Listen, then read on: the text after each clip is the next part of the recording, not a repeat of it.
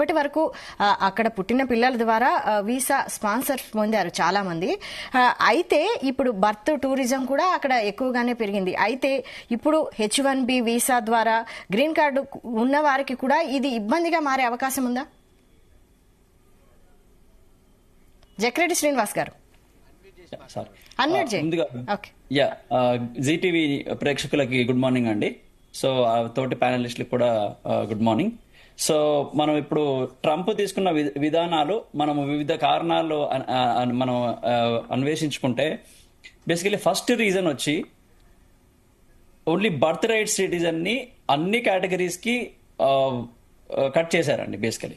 So ఇప్పుడు ఏమవుతుందంటే మీరు చూసుకుంటే student visa, work visa or any other visa and tourism పైన వచ్చి ఇక్కడ వచ్చి పిల్లలు పుట్టినా కూడా వాళ్ళకి బర్త్ సర్టిఫికేషన్ కానీ బర్త్ సిటిజన్షిప్ కానీ ఇవ్వట్లేదు.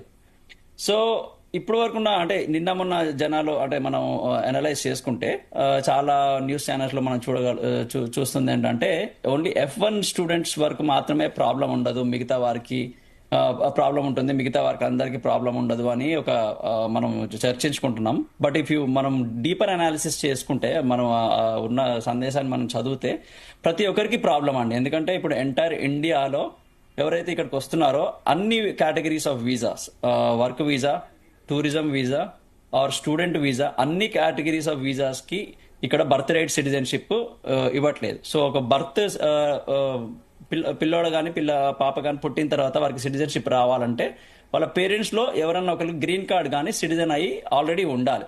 ఉంటే అలాంటి కండిషన్స్ లో మాత్రమే మీకు ఇప్పుడు సిటిజన్షిప్ వస్తుందని క్లియర్ గా రాసి మెన్షన్ చేశారు డాక్యుమెంట్ లో. సో అదొక రీజన్. అంటే అదొక ఎందుకు పెట్టారనేది ఇంకో నెక్స్ట్ కేటగిరీలో మనం డిస్కస్ చేసుకుంటే there are several political reasons అండి. ఎందుకంటే డెమోక్రాట్ వాళ్ళ మేజర్ ఓటు బ్యాంక్ వచ్చేసి ఇమిగ్రెంట్స్. సో వాళ్ళకు వచ్చిన ఇప్పటి వరకు వచ్చిన అన్డాక్యుమెంటెడ్ ఇమిగ్రెంట్స్ అందరికీ ఒక సిటిజన్షిప్ కల్పించి ఒక పాత్వే చేసి డెమోక్రటిక్స్ అందరు కలిపి ఒక ఓట్ బ్యాంక్ క్రియేట్ చేసుకోవాలని వాళ్ళ ముందు నుంచి వాళ్ళ ప్లాన్ బేసికలీ. సో అందుకే మీరు చూసుకుంటే కనుక కాలిఫోర్నియాలో చాలా ఇమిగ్రెంట్స్ అందరు సెటిల్ అవుతారు. అది సేఫ్ హెవెన్ ఫర్ ఇమిగ్రెంట్స్ అని మనము చూసుకోవచ్చు. మీరు చూసుకుంటే అక్కడ ఉన్న ఎలక్టోరియల్ ఓట్స్ మొత్తం మన డెమోక్రాట్స్కే వచ్చాయి.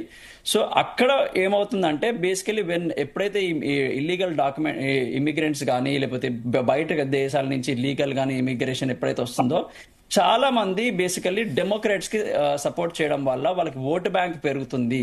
అంటే ఇది ఫ్యూచర్ లో దృష్టిలో పెట్టుకొని ఇప్పుడు మనం ఆ సిటిజన్షిప్ అనేది మనం ఒక నియంత్రించగలిగితే వాళ్ళకి ఫ్యూచర్ లో వచ్చే ఓటు బ్యాంకును కూడా మనం కట్ చేయొచ్చు అని అదొక రీజన్ బేసికలీ రిపబ్లికన్స్.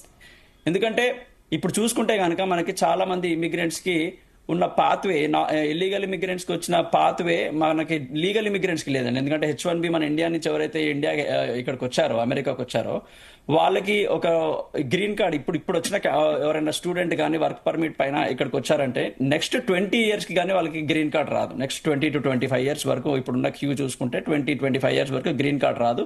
సిటిజన్షిప్ వచ్చేసరికి 30 years అవుతుంది. అదే వేరే కంట్రీస్ లో నుంచి వచ్చి ఉంటే వాళ్ళకి బ్యాక్లాగ్ తక్కువగా ఉంది కాబట్టి వాళ్ళకి తొందరగా గ్రీన్ కార్డ్ వచ్చే అవకాశం ఉంటుంది. సో అట్లాగే ఇల్లీగల్ ఇమిగ్రెంట్స్ వాళ్ళకి వచ్చిన తర్వాత అస్లైమ్ అని మీరు చూసుకుంటే అస్లైమ్ సీకర్స్ ఎవరైతే ఉంటారో వాళ్ళకి ఇమ్మీడియట్ గా ఒక 3-4 years లో సిటిజన్షిప్ కల్పించే ప్రాతిపదికలు ఆల్రెడీ డెమోక్రట్స్ డిజైన్ చేసి పెట్టారు. సో వాళ్ళకి ఏంటంటే ఇమీడియట్ గా సిటిజన్షిప్ వస్తే ఓట్ బ్యాంక్ పెరుగుతుంది. వాళ్ళకి మన ఫ్యూచర్ లో కానీ ఎలక్షన్స్ జరిగితే వీళ్ళంతా డెమోక్రాట్స్ కి ఓట్లు వేస్తారు అనే ఒక అంటే లాంగ్ టర్మ్ ఒక ప్లాన్ ఒకటి క్రియేట్ చేసుకొని పెట్టుకున్నారు. కాబట్టి వాళ్ళకి ఆ సొల్యూషన్ ని ఎట్లాగో వీళ్ళు బ్రేక్ చేయడానికి డెమోక్రాట్స్ అది తీసుకున్నారని నేను అనుకుంటున్నాను. దట్స్ వాట్ అంటే మేజర్ పొలిటికల్ అనలిస్ట్ కూడా తీసుకుంటుంది. సో ఇప్పుడు మనకి ఇక్కడి నుంచి ఇండియా నుంచి ఇక్కడికి వచ్చారు చాలా మంది. ఇందాక వినోద్ గారు కూడా మాట్లాడారు, చాలా మంది భారతదేశాన్ని వదిలి ఇక్కడికి వచ్చారు, అమెరికాకి వచ్చారు, తర్వాత అక్కడ ఉద్యోగాలు లేవు అది ఇది అంటున్నారు. కానీ నేను దాంతో ఒక చిన్న నేను కూడా విభేదిస్తున్నానండి. ఎందుకంటే ఇండియా నుంచి ఒకసారి వేరే కంట్రీకి వెళ్ళినంత మాత్రాన భారతదేశం పైన ప్రేమ చచ్చిపోదు. భారతదేశానికి చేయాలి, మనం ఏదో మనం పుట్టిన గడ్డకి ఏదో ఒకటి చేయాలనే ఒక తాపత్రయం ఎప్పుడు మా మనసులో ఉంటుంది. ఇప్పుడు మీరు చూసుకుంటే రీసెంట్లీ సత్య నాదెల్లా గారు ఇండియాకి విజిట్ చేశారండి. $3 billion మైక్రోసాఫ్ట్ నుంచి ఇన్వెస్ట్మెంట్ తీసుకొచ్చారు బేసికలీ. అంటే దాని అర్థం ఏంటంటే ఒక ఒక అంటే ఓన్లీ యంగర్ జనరేషన్ తరలిపోతుంది, కానీ మళ్ళీ దాని ఇన్ రిటర్న్స్ మనం ఇండియాకి ఏమి ఇస్తున్నాం అనేది కూడా మనం చూసుకుంటే మనం చాలా తెస్తున్నాం. అంటే ఇక్కడికి వచ్చిన తర్వాత చాలా మంది డబ్బు సంపాదిస్తున్నారు, కంపెనీలు పెడుతున్నారు, అంటే పెద్ద పెద్ద విద్యా సంస్థలు నెలకొల్పుతున్నారు, కంపెనీలకు సీఈఓలు అవుతున్నారు. ఒక స్టేజ్ వచ్చిన తర్వాత మళ్ళీ what are we doing is we are giving back to India.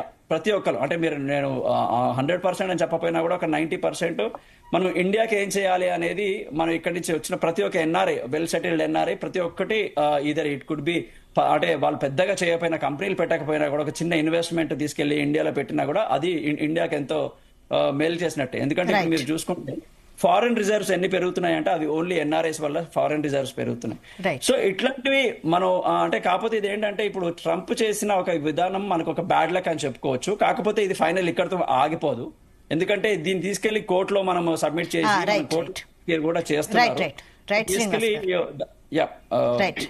Right. పొట్టి శ్రీనివాస్ గారు, మీరు చెప్పండి. అయితే ఇప్పుడు ఈ బర్త్ రైట్ సిటిజన్షిప్ రద్దు చేయడం అనేది న్యాయ సమీక్షలో ఎంతవరకు నిలుస్తుందంటారు? నమస్కారం అండి. జీటీవీ తెలుగు ప్రేక్షకులందరికీ నమస్కారం, ప్యానెల్లో ఉన్న పెద్దలందరికీ నమస్కారం, వినోద్ గారికి, శ్రీనివాస్ గారికి, గిరిధర్ గారికి అండ్ శివ గారికి. సో ఇప్పుడు దాకా అందరు మాట్లాడారు. సో లీగల్ గా